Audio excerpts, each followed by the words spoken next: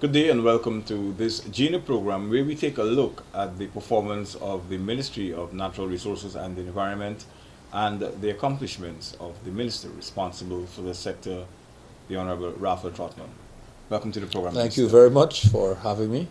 Your first 6 months in office, close to seven. Yeah, it was quite an introduction to ministerial responsibility and responsibility in a sector that I before was not very involved in or didn't have much interest in.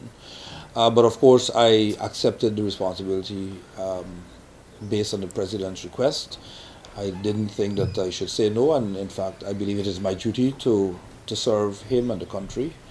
And I'm learning. It has been difficult, but a good kind of difficult, one in which I think, despite the difficulties, you're also seeing some changes, and I think that's what, at the end of the year, we'd like to see, to say that it has been a trying, difficult process of bringing things in order, because I think what we inherited was just disorder in mining sector, in forestry, and in other places. But the staff, I found very willing, good officers in the building, the different buildings, including the ministry building, of course, and we've tried to work to pull things together.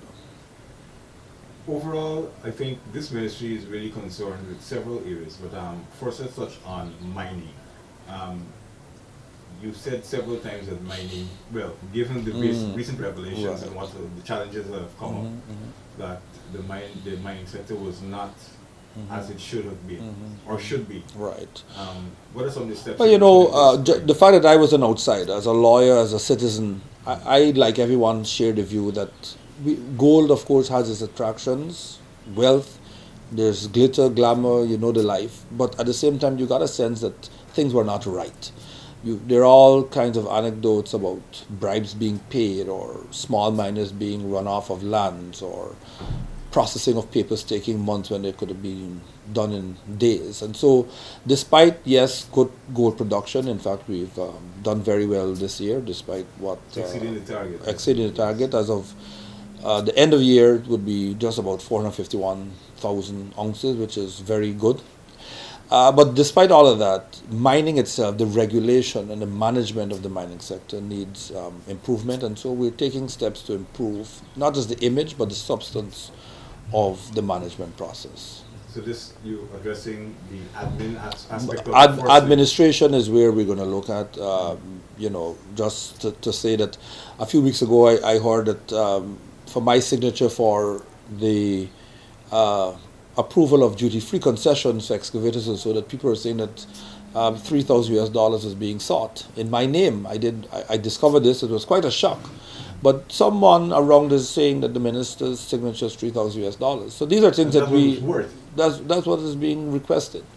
So these are things that we're chasing down, and if needs be, the police will have to be brought in. But we're going to bring order. It's not going to be done overnight, but it's a process that has begun, and we're going to see it through in 2016. So I'm guessing one of your focuses is to put a lid on corruption and keep it down as much as possible. Keep it down. You're right, because it's something that, to eradicate it is not going to be easy. And even when you think you've dealt with A, C and D are going to pop up somewhere. But for us, we'd like to ensure that all miners have an equal access at mining. We're particularly interested in ensuring that small miners get access to good lands, and that a fair share of the pie. I think, if there's one thing that has really resonated in me, is the cry of the small miner. They come here and some of them are literally in tears. Many of them are very frustrated. Some of them, I could see that they feel as if they've been pushed to their limits. I could see some of them actually either contemplating suicide or murder because they just feel pushed. And so we believe that we want to take care as best as we can of them. At the same time, of course, ensuring that medium scale, larger miners are taken care of. And we have two large mining companies now in operation in Aurora and Troy. And so we welcome them, we're happy, and we've got to make sure that they're happy too, and that they function well here. Now, from what I've gathered, that they're here for the long haul. Oh yes. And it's a good boost for employment within the sector. Yes.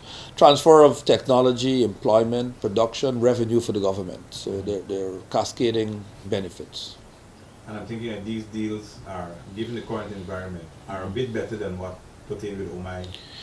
Well, I think yes, we want to make sure that taxes are paid and they respect the workers' rights. They pay their benefits, that their mining practices are safe. We don't have cyanide spills or anything like that. So we've been on the ground several times at these sites, making sure. We're quite impressed with the technology being brought to bear. We're impressed with the fact that Guyanese are getting jobs, and so we're happy about that. We're impressed with their shipments and their payment of their royalties. So things are working out, yes. And we're paying careful attention. Now, mining goes hand in hand with the environment. How is the ministry trying to balance protecting the environment whilst ensuring the survivability of the extractive sector? Excellent question. You know, as you know very well, because you've traversed the interior, you know it. As you fly over Ghana and as you walk the ground, you could see the damage caused by mining. The truth is that mining by itself will disrupt the environment, but we've got to make sure that it's done to a minimum. And so we're trying to improve mining techniques so that we can recover more gold from mining locations rather than having a multiplicity of spots, because you might recover 40% from this hole and move on to another hole when your technique would actually give you 70 or 80% from the very technique. That's one. The second thing we're very keen on is ensuring that there's restoration of mining sites. You know, miners mine and they move on. The rivers get polluted, there are gaping holes left in the land, and there's an environmental bond of just $100,000, which we feel is a joke. So we will be reviewing that to ensure that miners pay a bond that is more realistic, and commensurate with the size of the operation. So if you don't fulfill your duties of restoring that bond that you left, will be used to take care of the management. This will be replanting and so on. Exactly. And then, of course, we want to make sure that mining is not done in a capricious, willy-nilly manner wherever you want to go. We're going to have zoned areas where the mining takes place. Okay. Now, do you have enough manpower? Will you be looking to hire more, say, rangers and staff? Well, I think right now we're looking at greater levels of efficiency from the existing staff. Of course, it's always good to say we need more people, but sometimes if you're only getting 5% or 50% out of existing staff, maybe with some training, which we want to improve on, and some pushing a little further, encouragement, we can get 80%. And so, yes, more staff may be needed, but I think right now the emphasis will be on getting greater potential from the existing staff. And like I said before, the employees in all of the different agencies seem quite keen and willing to work. And I think what was lacking in the past is really a vision as to where things are going. And once they get a sense of what the vision is and what their respective roles and responsibilities are, we'll see greater output from them. All right, moving on to the petroleum sector. What's the latest with that? That continues to be exciting. As we know, there has been a significant discovery, which is going to put Ghana in good economic standing for generations to come. So for now, there's been an increased interest by other petroleum companies now that the news is out, and so we're processing those. For us, we believe that the resource is available. We just want to make sure that Guyanese benefit. So we'll be looking at things like what is called local content, ensuring that there are sufficient Guyanese involved, trained, scholarships, working on the service industry side. You want to have more of a partnership? More local involvement, because it's not just about bringing the oil to the surface and moving it out and Guyanese sit and look. We want to know that we have petroleum engineers, we have both captains, and we have environmental specialists, and we have the people who supply the chicken and the greens and the water. At every level, we've got to do some work. So that's something that we're hoping in 2016 to partner with both with the petroleum companies as well as the Ministry of Business to ensure that we kind of unveil the opportunities for Guyanese. But Exxon itself continues to show great interest. The president of Exxon is due here with a delegation in the new year, early in the new year, to meet with our president, President Granger. That is a good sign, because the president of Exxon which is the largest company in the world, to come to Guyana. It tells you that there's something special here. So we're working on that, and we're hoping that we can move closer and closer to production. Okay. Looking at, well, we jumped a bit, but going back to the environment, green spaces, like for example on the coast, Durban Park, for example. What's your take on that? Well, I think we all saw Durban Park had become a green space, but more like a green forest. It's time that it fulfills its social responsibility. I mean, the communities of Lodge and work in Russell, so people can go, in my view, sit out, jogging, walking, playing games, and so we're right now trying to, in the first phase, make it into kind of a promenade, and later on, we're going to see how we can transform it into becoming a functional green space, like I said, where we might have some food concessions, and you may have a jogging track, volleyball, basketball, some cricket, or even five-a-side football goals. But it should be the people's area.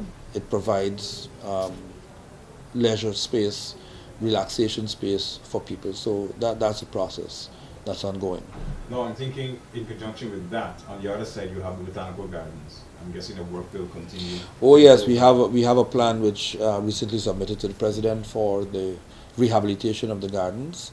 That is ongoing. We're working with the private sector as well to see what can be done. A lot of work is going to be done to ensure that by the May of 2016, for the 50th anniversary, the botanical gardens and the zoo get not just a facelift, but they get raised in terms of their standing. Okay. Now, forestry. We haven't been hearing much about forestry and what they've been doing. We're hearing some stuff, but not all positive. Positive, right. That's part of the problem. How are you addressing the issues, the challenges? Forestry, again, Ghana is doing very well in the sense of, despite all that you hear about Asian or Chinese companies cutting, we are still below our the internationally approved levels of cut. So Ghana is doing very well in terms of conservation. The deforestation rates. Yes, very good. At the same time, the forestry profession has been around from time immemorial. We'd like to continue ensuring that it is sustainably managed, so that there's small loggers associations. We've been meeting with them. We, of course, the big companies, Barama.